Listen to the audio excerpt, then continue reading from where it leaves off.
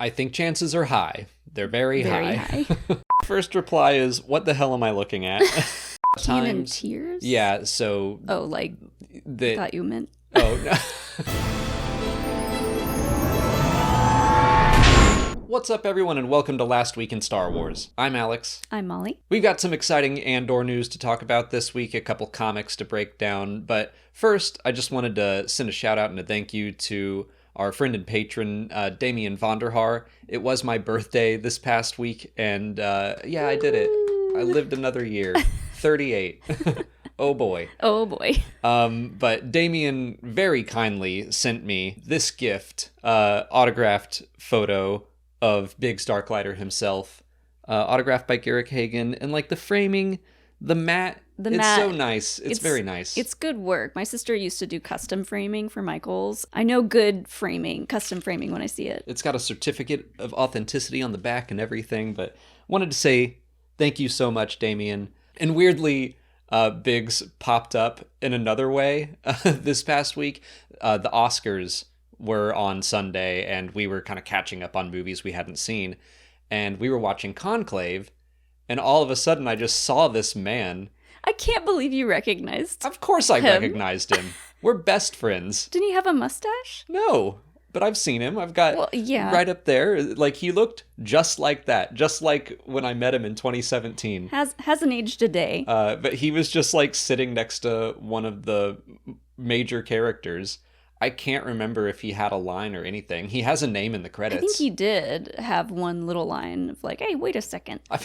Something like that. I figure he had a line because he has a name. I can't shake him. But but I just saw this bald man and I was like, I'm pretty sure that's Garrick Hagan. Immediately pulled up IMDb. There he was. Can't believe it. Garrick Hagan is in Conclave. Go watch Conclave. Get your dose of Biggs in for the week. See if you can spot him. Yeah. Where's Biggs? I play that in every movie. And usually I lose. Yeah. It's like Conclave and Batman and Star Wars. Yeah. Oh, he's in a lot more than that. He is. He was in 4 things this past year. Yeah, I mean, that's like, good for you, man. That's awesome. Yeah. So yeah, we watched Conclave. We did watch the Oscars. That was fun to watch. What else did we do?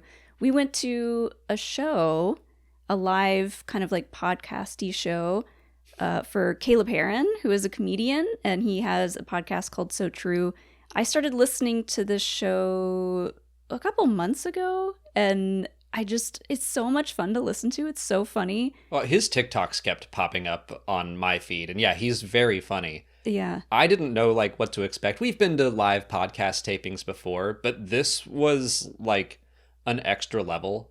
He did like a full, 20 or 30 minutes of stand-up. Yeah, I guess this wasn't like a live podcast recording, really. Like, this is the tour that he's going on, and it's kind of like, yeah, he'll do like stand-up and then have a guest and then kind of like do basically what he does on the podcast. But yeah, I guess TikTok is where I started seeing him pop up first. So yeah, I had a great time. I wasn't expecting to see a stand-up show. Yeah, it's so fun. And like the guests that he has on, most of the time I will have never heard of them, but it's kind of like opened me up to a bunch of new fun comedians to listen to. So it was a great show. Caleb, if you ever need some Star Wars nerds to come on the show. He's he's very, very quick. He'd be hard to keep up with, I feel. Yeah. But he's a funny guy. Hey, we've taken some improv. Yeah. He made a lot of jokes about taking improv classes, and I was like, yeah, that tracks. Yeah. But moving into our Star Wars news for the past week, the big thing was a new special look at Andor Season 2 that was released on Disney Plus at first, one night, and then it came out on YouTube and everywhere else after that. I really liked this. I did too. I kind of liked it more than the trailer that they put out. I did too, and I was like, they should have put this out first, and then maybe put the teaser trailer out second, the one with the weird music. I say weird music. The one with the non-Star Wars music. Right. It was just like, it caused a big hubbub, as you do with Star Wars fans. And I felt like, as like a little bit of a reward to fans, they could have put this out first and then the other one out second. Because the other one is more geared towards like general audience, maybe people who didn't know about the show already. Yeah, I feel like if this had come out first, people wouldn't have been so jarred by the music. Because this felt like the tone that we're used to seeing from Andor Season 1, a lot more serious. And then, yeah, like we said, the first trailer, I think, is more targeted at people who probably skipped Season 1. Yeah. You don't have to convince me to watch Season 2. Right. But I was very glad to see some of these new glimpses, especially just like a little more with Brasso, even if it was only like a total of 20 frames, less than a second of B2 emo, but I was like, okay, he's there, thank goodness. And he has a new friend. Yeah. A new little friend. Who looks just as old and janky. And yeah, they're about the same size. Little yellow boy with like all-terrain wheels. Love it. Can't wait. Can't wait to see what his personality is. What if he's just very talkative, like rolling circles around B2 emo? He can't keep up. I'm sure they're both happy to have someone else to talk to who isn't a human. We also just finished our Andor Season 1 rewatch, and we kind of realized, like, wait a minute, how is B2 going to hold a charge? They left his charger on Ferrix. I guess they can find another one, but I'm so worried about him. I mean, yeah, like, he might have some kind of, like, plug-in system where it's kind of like a universal charging port. What if they have a gonk droid that has to just follow him around? I mean, B2 doesn't move. That's the little guy. It's just like mini gonk. A little battery on wheels that just has to follow B2 around. I love it. Yeah. I think the biggest thing that was confirmed out of this trailer is that those protesters are speaking in a language called Gore. And we've been very heavily speculating that, like, that might be Gorman. We're probably going to see the Gorman massacre. And this to me is like, yes, that's like 99%, unless there's just some weird planet called Gore for some reason. Like, no, that's got to be the Gorman massacre. That's got to be it. So I'm very excited about that. Like, weirdly, I can't wait to see this for bloodbath. A massacre. Woo. Right. I mean, it's kind of one of those things that I'm already thinking about how strange it is that my parents are going to know what the Gorman massacre is. Well, it makes sense because Mon Mothma brought up Gorman in the first season as like something that they were talking about within the Senate. So I think it was almost a given that that's what this was going to be. Yeah, and Tony Gilroy has been mentioning stuff like this. I think that when he went in to develop the series, probably even when it was going to be 5 seasons, they were like, this is probably something we would want to touch on. And so I think he's always known that he wanted to build to that, and that was part of the plan in season 1. Yeah, because this event is like a big catalyst for Mon Mothma's turn to like leave her position and fully join the rebellion. Yeah, I mean, it's more like a public announcement. Yeah. Episode 7 of Andor Season 1 was just called Announcement, so this could be Announcement Part 2, and Mon Mothma being like, F all y'all, I'm out of here. Yeah. Palpatine sucks.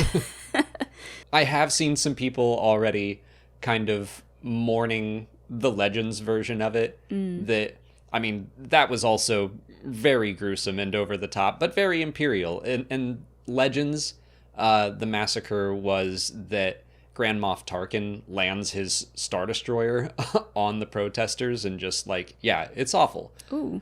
Yikes. So couldn't have done that. Like that seems like something that they just couldn't have filmed. Well, I'm gonna say that maybe there are multiple parts to the massacre if people are really worried about this. I'm not so much, but Andor is going to be very focused on the personal boots on the ground story. Cassian is there. Cyril is there. Wilman Pack is there.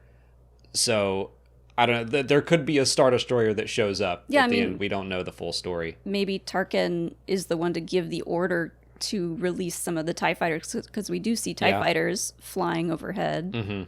But I'm not worried. I'm like fully expecting them to change things in this season. I think the Gorman Massacre will be different. I think K2SO meeting Cassian is going to be different from what was already established in canon. Right. And I have already come to terms with that. I never had a problem with that because that one-shot comic is pretty easily ignored. I think it makes a lot of sense to, hey, instead of just this one-shot issue, we're going to get a whole story about how they met. Yeah. That feels better to me. I think Andor as a show takes priority. Like most live action shows take priority, but Andor especially being so well loved and tolerated with fans. Tolerated. Fans and critics, you know, we all saw the quotes from the teaser trailer. So many quotes. They loved highlighting those. I'm like buckling up, preparing myself for the conversation surrounding canon tiers that is inevitably going to happen, because a lot of times... Canon tiers? Yeah, so... Oh, like, I thought you meant... Oh, no. Canon tiers. No, like TIERS. Sure. That I think this live action show is going to overwrite what a comic said. Right. And that's happened before, but a lot of times you could kind of squint and it would line up. This, I think, is going to be completely different. And that's okay. Right. But people are going to bring up this conversation. And I think it does mean that, yeah, there probably are. It was something Lucasfilm was trying to not do. Sure. Because there used to be like tiered canon back in the Legends days. And I think that this is going to be kind of the end of that. It's not like Tony Gilroy is like sitting behind a desk, rubbing his hands together, like, I'm going to change everything about this one comic because I can, you know, and like Dave Filoni isn't sitting there like, I'm going to change everything about this Ahsoka book. And it's just like, it's obviously something they try to avoid, like you said, but sometimes it works better and it takes precedent to like change it for this new thing. Yeah. I think as fans, it's teaching us how to be a little more like flexible. Yeah. Like take it as a lesson in flexibility more than a personal attack. Because like that's what a lot of fans tend to go for, is like, I feel attacked. Yeah. I mean, it's people like me who want to read everything and have the whole complete story. But that one comic that not many people read back in 2016 or 17 when it came out, when they were like, we're probably never going to tell this story about how Cassian and K2 met. Mm-hmm. Like, this was before the streaming era. And so they put a comic out, and now it's like, well, we can tell a more full version of this story. And I say, go for it. Yeah. I mean, K2 SO is such a great character. I cannot wait to see like how they meet, how he gets reprogrammed, who does that. Right. And honestly, like, I just wasn't a fan of that comic when it came out anyway. So that is like, if it were a comic that I loved, I would be singing a different tune, sure. I'm sure. But I was like, it was kind of underwhelming how they met anyway. So if they're going to mix it up, go do it. Do it. Sticking with Andor news, we also got an announcement or a first look at a Lego set for season 2, which they only really did one Lego set for season 1. And it comes with a little corporate fascist. And like this little corporate fascist shuttle and a little speeder bike. That was the first Lego set they put out. But this one, so a lot of people had thoughts about this new one because it's a U-Wing. Uh-huh. And there was already a U-Wing, I think, from Rogue One. Probably, yeah. A set. And a lot of people were kind of disappointed at the changes that they had made for this new set. Interesting. I haven't looked into... Yeah, we don't have the old U-Wing set, so I think it's just like smaller and kind of like less intricate looking, but still expensive, which that's just like Lego sets just keep going up and up, and things happening in our government, that's only going to get worse. It does come with a Dedra minifig. So you have Dedra, Cassian, K2, and maybe one other Imperial guy. Little Imperial guy. More little fascists. Yeah. Keep him company. I'm waiting for the B2 emo, like this size Lego set. That'd be great. I want it. I want a little B2 emo Lego. Cassian. Aw. The last news story we wanted to cover is something not from last week. We actually missed it. It was a while back, but Collider had a little interview with Brian T., who voiced the Ronin in Star Wars Visions Volume 1, The Short, The Duel.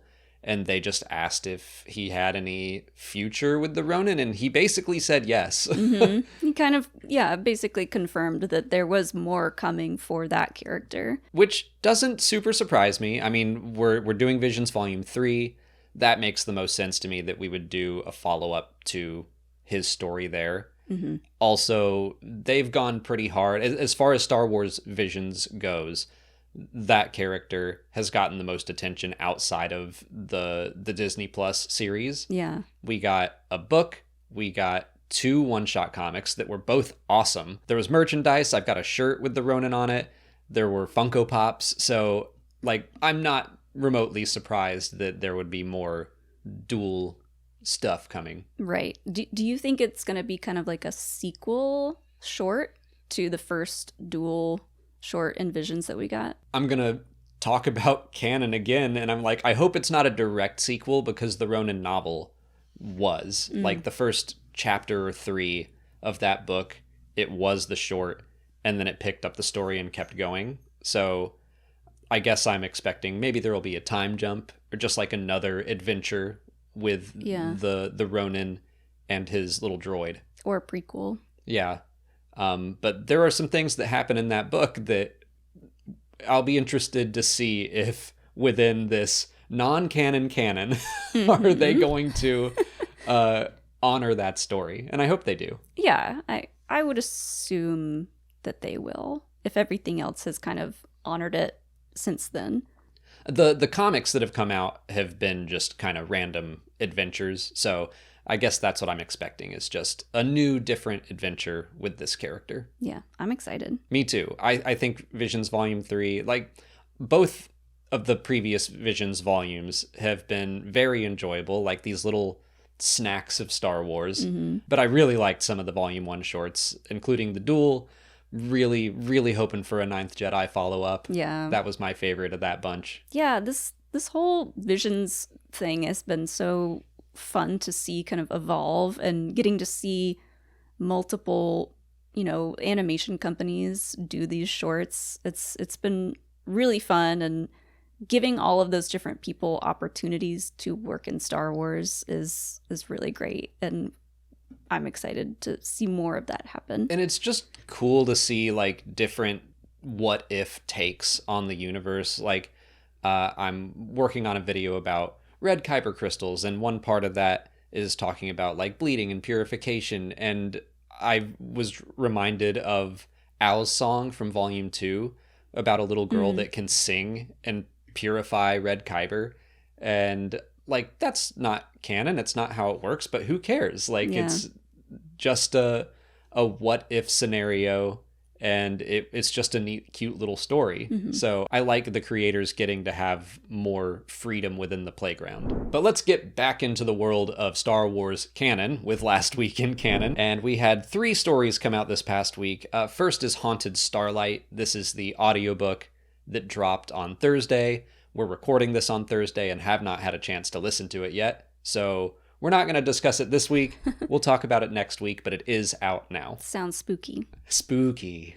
But we got 2 comics, and it was a good week for Qui-Gon Jinn and Obi-Wan Kenobi, and just the Jedi in general. The prequel time. Yeah. So what do you want to talk about? The graphic novel or the Jedi Knights premiere issue? Let's do the graphic novel. Are we getting more of those? Or was this like a one-off? No more Qui-Gon, at least for now. This was just like his first one, and then there's some more characters planned.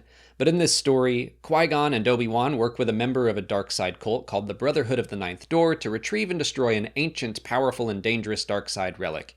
And I also like that at the start of this, it had like a Clone Wars style lesson that Qui-Gon also says in the story itself. The moral of this one was, it's far easier to blindly judge than to open our hearts to others and see their truth.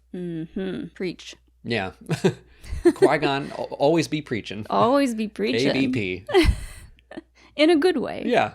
Yeah. I really liked this story. I loved the flashbacks of Qui-Gon and Dooku, because Dooku had some really fun, like, juicy things to say about the Jedi. Yeah, so over the course of this story, Qui-Gon encounters the same member of the Brotherhood of the Ninth Door 3 times. And the first 2 times, Qui-Gon doesn't really give him the time of day. He just knows the Brotherhood of the Ninth Door is a dark side sect, and so he's an enemy. But the guy keeps saying, like, why don't you try judging me on my actions rather than your prejudices? Because the guy keeps being helpful. And so that is the lesson Qui-Gon has to learn. Even though it's a dark side cult, what is it that they're trying to accomplish? We don't really know. Like, it's just a different belief system. We never know what they're doing down there. Yeah, well, like, so the Brotherhood is fairly new to Star Wars. It was brought into the Battle of Jeddah audio drama, which was also written by George Mann. And in that story, they were definitely doing bad things. But in this one, the guy's like, well, don't judge all of us on the actions of a few. Easy to judge, I guess, when you are a dark side cult, using those terms. Right. And so they're kind of racing for this artifact, and Qui-Gon realizes that the guy doesn't want to control it. He wants to destroy it because it's dangerous. Okay. And so the guy does take it and he destroys it. And they're all like, well, see you later. Yeah. I'll keep my eye on you guys. But Qui-Gon talks about how, these people might be darksiders, but just because someone has lost their way doesn't mean we should just write them off. That sometimes they just need some compassion and some understanding for you to take the time to get to know them. And then he says, have you ever heard the story of Aslan Rel? And I was like, ooh, that's a juicy tease. Yeah. He's definitely a character in the High Republic that the Jedi have written off. That he fell to the dark side, and they're like, well, you're evil now and can't be trusted. And I mean, kind of fair, like he is not acting trustworthy. Yeah. But the idea that he might come back around because someone shows him some compassion. Yeah, doesn't Yoda bring him kind of back into the mix because he might be able to help with the Nameless? Yeah. And then, to be fair, Aslan immediately betrays his trust and kills a lot of people. Oh, Aslan, the old kooky man. Yeah, so, like, I get why no one trusts him. Old no-eyes Aslan's up to no good again. But Reith has been showing him some understanding, so maybe he will redeem himself, come back to being a Jedi. Yeah, he was a great part in Tears of the Nameless. He's one of my favorite parts of the High Republic. When he came back in Phase 3, in that Shadows of Starlight comic, and he like rips off his cloak and he's got his gold and white Jedi robes and they're covered in blood. You're like, that's such a striking image. Gross. Love it. How long have you been wearing those? Ew. He didn't know. He's like, oh, shoot. Why didn't anyone tell me I had to do laundry? The last story that came out this past week was Jedi Knights issue 1. This is a new ongoing series by Mark Guggenheim, and I thought it was off to a great start. I loved the way this first issue kind of like introduces all of the Jedi again in like different places in different ways. Yeah, and very quickly and simply of just like Mace Windu, already a legend, and like especially the new characters who you need just a one line, even not even a line, like 2 words to get to know them. Also, one of them is named Vecna Mooncrest, and I think that's just a rad Star Wars name. Yeah, that's it sounds kind of like an RPG name. Yeah, it does sound like a Star Wars name someone made up for their campaign, but I'm for it. But now it's real and canon. Maybe it was somebody's Maybe RPG it's Mark's name. RPG character. That would be cool. So in this issue, the Jedi are trying to get 2 warring planets to negotiate, and they just won't do it.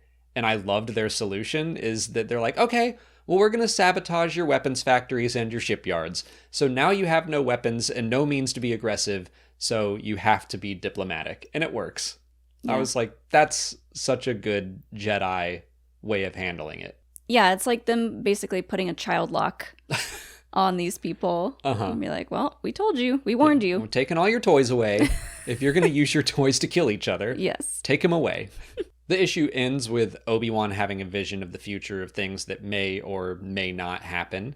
That was pretty rad. Keller and Beck is in there. The art for those last couple pages is so good. And yeah, it's kind of goes from Yoda is talking to Obi-Wan about these visions, and it kind of goes from like things that have happened, things that might happen, and then things yet to come or something like that. The things that probably won't, like... Right, probably won't happen. So you get to see like Dark Side Yoda using Force lightning, which is really cool. And Kelleran Beck was in it, and I saw Ahmed Best actually post about that. So, and we know Mark Guggenheim said that there will be more story for Kelleran Beck. Yeah, he was like, all of this stuff. I got to interview him and Charles Soule and Alex Segura a month or so back.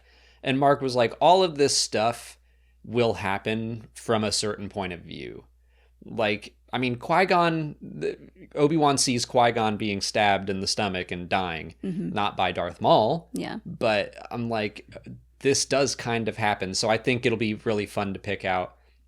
Like, Dooku is pointing a red lightsaber at Yaddle in the forest. Oh, yeah. Where it's like, there are things that could happen, but, you know, things are going to shift around. So he did say that we were going to get a story with Dooku and Yaddle together. Right. And Kelleran Beck is definitely getting a story. So, like, all of those characters, this stuff will happen from a certain point of view.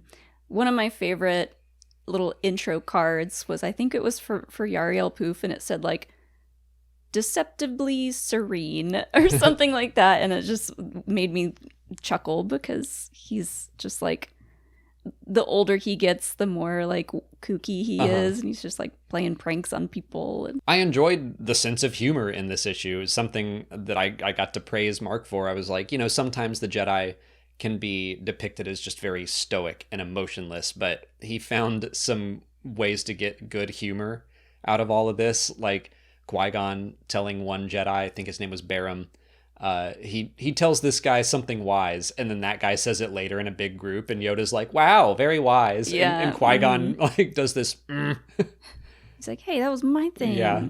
I said that first. We've all been there. So yeah, I thought this was a great first issue. I really enjoyed it. It's a little different from how the rest of the series is going to be, because this had like a bunch of Jedi.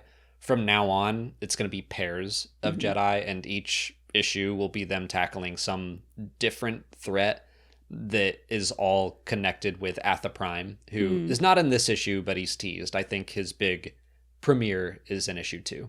Oh, right. Yeah, we put out some stuff about this character a while ago that was talking about like that he's kind of based off of this unused Kenner toy line. Yeah. That they were going to use to like continue the story of Star Wars after the first 3 movies. And like, it's such a cool character design. Yeah, it has been used in like some other comics here or there, but I don't think anything in canon yet. Yeah. So this will be, I'm really interested to see how they pull a character who was supposed to be from around Return of the Jedi time all the way into the before the Phantom Menace era. So for last week in fandom, I wanted to bring up this cool article that Clayton Sandell put out. And it's kind of an interview with a woman named Caroline Jet Green. And she was one of the matte painters who like worked on the original trilogy. She worked on Willow. She worked on Indiana Jones. Like incredible paintings. And she talked about the fact that there is a George Lucas Easter egg in the Phantom Menace that like nobody really knew about until now. And like, especially for us nerds who like geek out so hard over Easter eggs, I was like, this is so cool. And it's basically, she just painted like a teeny tiny kind of portrait face of George Lucas into one of the matte paintings used in the Phantom Menace. It's on Naboo, right? Within the Royal Palace. Yeah. Kind of on that top floor as Padme and everyone are approaching the throne room. And yeah, like you can make it out, and it's just no one ever, why would anyone think to look up there? Right. But it is kind of surprising that it hasn't been found. It is kind of like blurry, but I need to pull up a 4K. Oh, yeah. And like really zoom it in. If you want to try to find it, the shot is at about an hour, 58 minutes, and 17 seconds, according to Clayton, if you're watching on Disney+. In this interview, she talks about telling one of the episode 1 visual effects supervisors, Scott Squires, about the painting, and that she put like a little Easter egg in there. And he basically is like, I think we're going to have to get George to approve this. So apparently like George and like a whole entourage of people go to her desk. I'll just read what she says. George is really quiet, recalls Jet. He looks at it and he goes, "Oh, naughty, naughty." I said, "Yeah, but it's you. It's your face." And then there's silence again.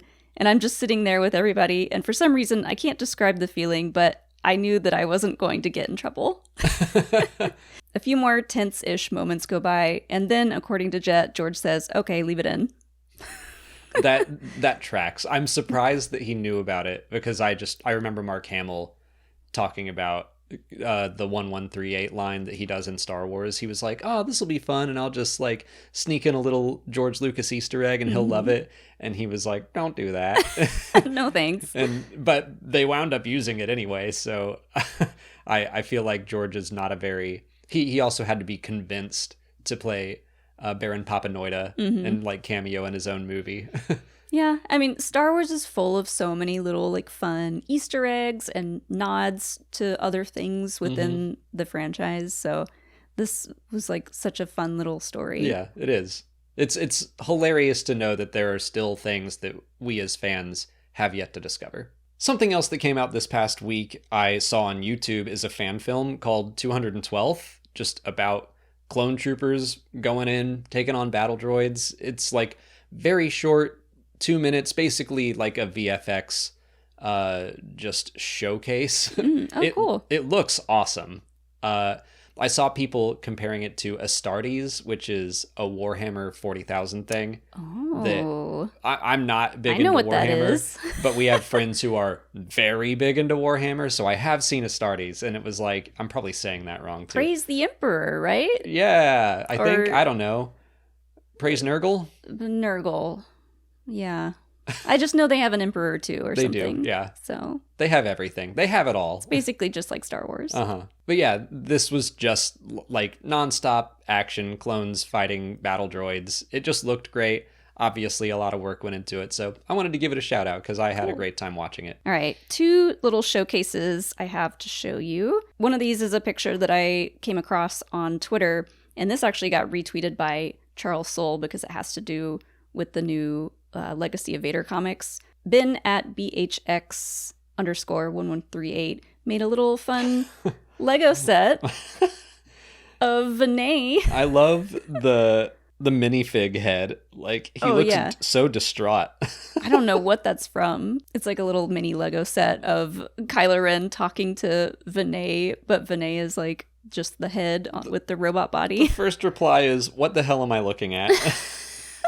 Love that. And also going back to our talk about the Ronin, at Jazzy TIE Fighter on Blue Sky wanted to show off a cosplay that they did, kind of like based on a Ronin Jedi.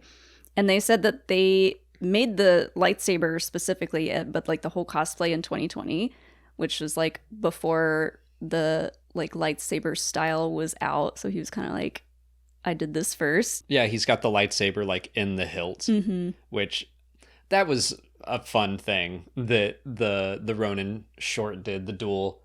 And I think it was more explained in the Ronin book, but basically that the lightsaber is stuck on, he cannot deactivate it, so he has to keep it in the hilt, or else it'll just be going crazy. The katana lightsaber style, that's what he calls it. But yeah, cool cosplay. For our last segment, we're moving on to our questions that we took from Patreon. First up, we're going back to Andor. Omega Wolf asks if Saw could be responsible for the Gorman massacre. I actually am leaning more towards Luthen. That's my thought as well. I honestly could see Saw doing something like that. Seesaw. But in the book Rebel Rising, he does incite a massacre. I mean, like, he does some gnarly stuff in that book. Sure. So I certainly wouldn't put it past Saw. But yeah, I don't know. Just the footage from the special look with Cassian in like a hotel room getting his blaster rifle ready. Part of me wonders right now if Luthen sent him there to cause trouble. Like, at this point in the timeline, Gorman protests have been going on for like 2 or 3 years. Yeah. So if Luthen sees this as a public powder keg that just needs a little spark, and he's like, "Hey, Cassian, go shoot some Imperial," which will then in turn make the Imperials open fire. Yeah. Those scenes of him with the like sniper rifle it was very like Lee Harvey Oswald vibes kind of. And yeah, maybe Luthen sends Cassian there to assassinate somebody, or just kind of like throw a shot in there and kind of be the spark that ends up in this big massacre. Right. That I wonder if there's some important Imperial there that he's gonna take a shot. I could see this very much mirroring Rogue One, where he is pointing his blaster rifle at Galen Erso and then decides, I don't want to do this. Where we might see a point where he was in the same situation and he does it, and maybe he does assassinate someone that's high up on the Imperial chain of command, but then it gets hundreds of people killed. Way out of hand, yeah. And like, this is very dark to think about, but I go back to Cassian's line in Rogue One of saying, we've done terrible things in the service of the rebellion, and I think we're going to see them. We're going to see what he means. And he's like, I can't have done that for nothing. Like, I have to go to Scarif and do everything I can. So it does make sense to think about Saw being responsible for a massacre. But yeah, with the footage that we see, it could be just kind of like editing trickery, but like we see Saw on... Now we're just thinking about seesaws. We see him on it like at night, in kind of like a rainy, dark situation. We don't know what planet it is. It's a very dark situation. We also see a couple of shots that look a lot like Dakar, where kind of like the partisans are. So maybe he's kind of doing his own thing on Dakar or like another planet. He's definitely planning some stuff otherwise that may not be related to the Gorman massacre, but he has to lose those 2 feet somehow. That's my other theory, is that Saw is going to be front and center in another arc. That my guess right now is that the TIE fighter heist and the wheat field, that's one arc. The Gorman massacre is a second arc. Whatever Saw is up to in that dark situation with the rain, and we see some people sabotaging things in the trailer, I think that's arc 3. And yeah, Saw looks pretty healthy physically in those shots. Like, he's got both his legs, so I think he's going to do something that is going to go poorly for him, and he's going to be a lot more beat up in Rogue One. Well, he's responsible for the death of Tech, so... Yeah. Well, that's I'm working on my like everything you need to know video for Andor season 2, and I give people some things to watch if you want to know more about Saw. And I was like, if you want to be furious at him, watch the end of season 2. Next up, Ormappa asks, what are the chances of seeing Bail Organa in Andor season 2? I totally thought he was already confirmed to be in the show, but I think I was thinking about the fact that he was in the book Mask of Fear. So, yeah, I think he should be in it. I think chances are high. They're very high. I can't imagine he wouldn't be in it. Like, he's a character that just makes too much sense to be there. He's in Rogue One, so Bail, General Merrick, General Draven, like a bunch of those characters I think are going to start to trickle in. Could Radis be there? Sure. I will be shocked if we don't get some more screen time for a lot of those characters. But Bail especially is like one of the major players in the Rebel Alliance. And after reading Mask of Fear, I want to see their dynamic more. Yeah. Like, I would love it if he were in all 4 arcs, because in the Mask of Fear, he and Mon Mothma do not get along.